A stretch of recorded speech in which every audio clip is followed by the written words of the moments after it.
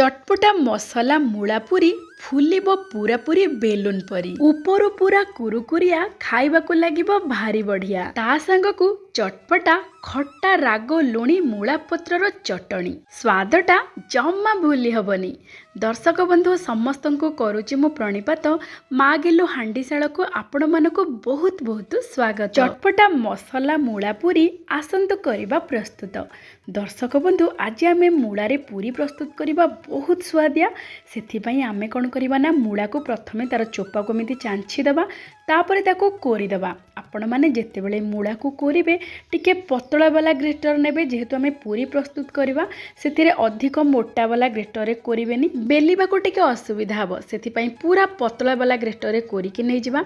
एठी आमे चॉपर रे दे देबा गोटे चमच जीरा गोटे चमच धनिया और गोटे चमच पान मोहरी ता सहित आमे किछि मसला देबा जेहेतु मसला पूरी प्रस्तुत करिबा मूला रे ता सहित आमे एठी किछि नै जिबा धनिया पत्रर डांग। धनिया पत्र अपेक्षा डांग रे बेसी बढ़िया बास्ना थाए। ता सहित आमे नबा किछि मेथी पत्रर डांग। मेथी साग को बाहर करिकि तार डांग नेबे बहुत बढ़िया बास्ना आसीबो। ता सहित स्वाद भी पूरा दुई गुण हे जिवो। जदि आपण मानक पाखरे मेथी सागर डांग न थाए ताहले कसुरी मेथी आपण माने गोटे बड़ चामच नहीं पारिबे।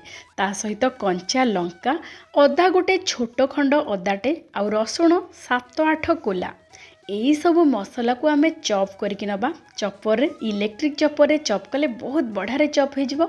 जदि आपण माने चाहुथिबे ग्राइंडिंग करि परिबे किंतु ग्राइंडिंग कले कोन हबो ना टिके अधिक बाटी हे जिवो। नहले आपण माने पल्स मोड रे धीरे धीरे आपण माने ग्राइंड मध्य करि परिबे। एठी देखंतु केते सुंदर भाबरे चॉप हो जाईची सब जिंस। आपण माने जे कोनोसी मसला पूरी प्रस्तुत करंतु एमिति सब पत्र मसला को एमिति चॉपर रे हो किंबा ग्राइंडिंग जार रे हो टिके दरदर करिके आपण माने देबे देखिबे मसला पूरीर बास्ना स्वाद पूरा पूरी दुई गुण हो जिवो। एबे देखंतु आमे गोटे बड़ थाली नै जिबा सेथिरे दे देबा प्रथमे मूला कोरा को तापर आमे जो सब मसला प्रस्तुत करथिले चॉप करिके ताको दे देबा। आउ एठी 4 बड़ चामच नबा सुजी पतला वाला सुजी नेबे। सुजी देले पूरी पूरा पूरी क्रिस्पी रहिबो ऊपर पूरा मुसमुसिया रहिबो।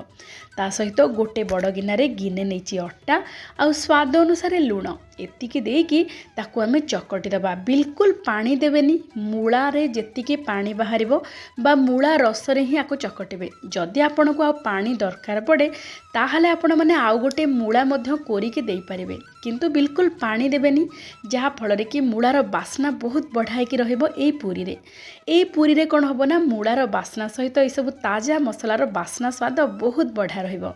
ता ऊपर आ गोटे चामच तेल देकी ताको आउ थरे भल भाबरे चकटी के घोड़े की रखी दबा 15 ରୁ 20 मिनिट पाई।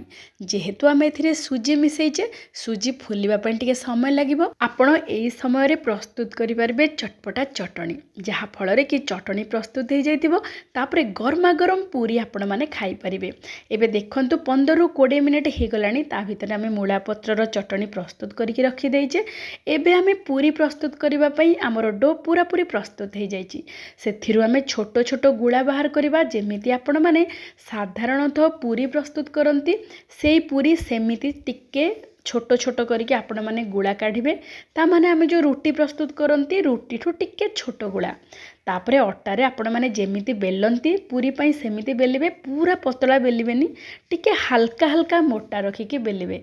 अति भी मोटा रखिबेनी। देखंतु एमिति हल्का मोटा रहिबो किंतु पूरा पतला नुह कि अधिक मोटा नुह। तापरे आमे तेल को भल भाबरे गरम करिबा को छाडी देबा।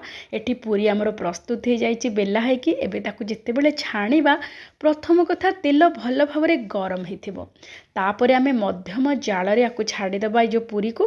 तापरे कोन करिबे ना ता ऊपर टिके खाली चटुरे टिके प्रेस कर देबे। देखिबे धीरे धीरे पूरी केते बढ़िया रे फुलिबा को लागिबो।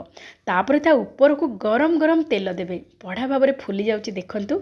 तापरे उल्टै देबे एमिति पूरा ऊपर क्रिस्पी रहिबो ई पूरी। आ ए पूरी जेते समय भी रहिले पूरा एमिति ही फुला फुला थिबो और पूरा ऊपर क्रिस्पी थिबो। देखंतु मूला पूरी केते बढ़िया भाबरे फुलुची। आपण माने प्रथम कथा मूला को भल भाबरे पतला वाला ग्रेटर रे कोरी कि नेबे। ता सहित सुजी पकेबे जहा फल रे कि सुजी द्वारा ए पूरी बहुत समय पर्यंत देखंतु जेते समय भी रखिले ए पूरी एमिति फुला फुला है कि रहिथिबो और पूरा क्रिस्पी रहिथिबो। गरमा गरम खाइले तो बहुत बढ़िया लागिबो। ता सहित आमे मूला पत्रर चटपटा खटा राग ଲୁଣିର ଚଟଣି ସହିତ ଟମାଟୋ ଆଉ ମୂଳାରେ ଗୋଟେ ବଢ଼ିଆ ଚଟଣି ପ୍ରସ୍ତୁତ କରିଥିଲୁ, ଟିକେ ହାଲକା ଖଟା ଆଉ ହାଲକା ମିଠା। ଏଇ ଦୁଇ ପ୍ରକାରର ଚଟଣି ସହିତ ପୁରାପୁରି କୁରକୁରିଆ ମୂଳା ପୁରୀ ଜମିଯିବ। ଶୀତଦିନେ ଗରମା ଗରମ ଏମିତି ପୁରୀ ସହିତ ଚଟଣି ପ୍ରସ୍ତୁତ କରନ୍ତୁ, ଖାଆନ୍ତୁ, ସମସ୍ତଙ୍କୁ ଖୁଆନ୍ତୁ, ଦେଖିବେ ସମସ୍ତଙ୍କୁ ବହୁତ ବଢ଼ିଆ ଲାଗିବ। ଶୀତଦିନେ ମୂଳା ସରିବା ଆଗରୁ ନିଶ୍ଚୟ ଏମିତି ଥରେ ବନାନ୍ତୁ।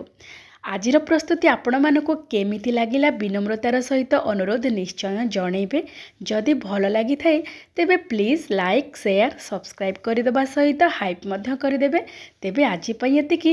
ପୁଣି ଦେଖା ହେବା ଆଉ ଗୋଟିଏ ଚଳଚ୍ଚିତ୍ରରେ ଆଉ ଗୋଟିଏ ବ୍ୟଞ୍ଜନ ସହିତ। ଜୟ ଜୟ ଜଗନ୍ନାଥ।